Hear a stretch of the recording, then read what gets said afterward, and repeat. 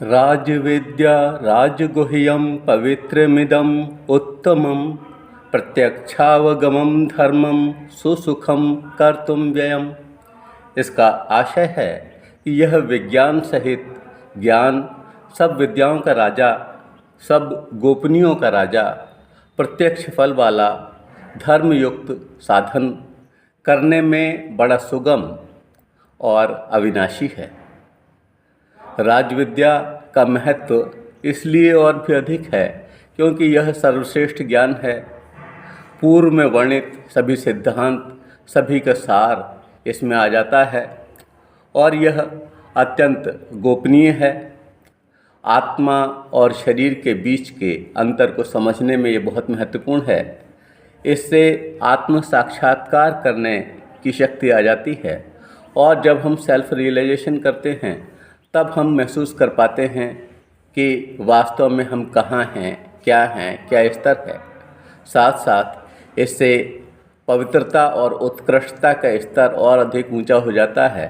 यह परम पवित्र या दिव्य ज्ञान है जो ईश्वर को समझने का अवसर प्रदान करता है। यह विशिष्ट साधन है, अविनाशी ज्ञान है। अगर हम जन्म दूसरे भी लेते हैं तब भी यह ज्ञान हमारे साथ रहता है, सुलभ है, सुखद है। इस ज्ञान की प्राप्ति सरल है और इसका अभ्यास बहुत ही अधिक आनंद को देने वाला है।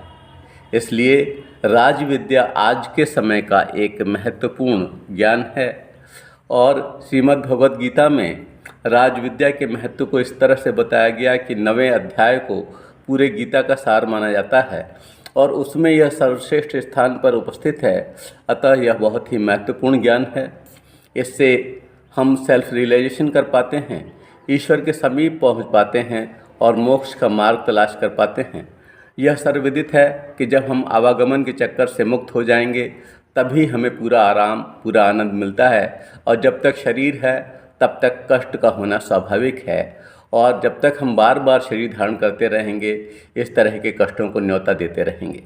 इसलिए पावन भक्ति के माध्यम से हम उच्च और विलक्षण स्थान को प्राप्त करते हैं और निश्चित रूप से इसकी प्राप्ति में राजविद्या का बहुत ही महत्वपूर्ण स्थान है। तो जो लोग इस क्षेत्र के साधक हैं वे लोग राजविद्या पर अवश्य ध्यान देंगे, इसे समझने का प्रयास करेंगे और इसे विशिष्ट साधन के रूप में प्रयुक्त करेंगे। जय हिंद, जय भारत।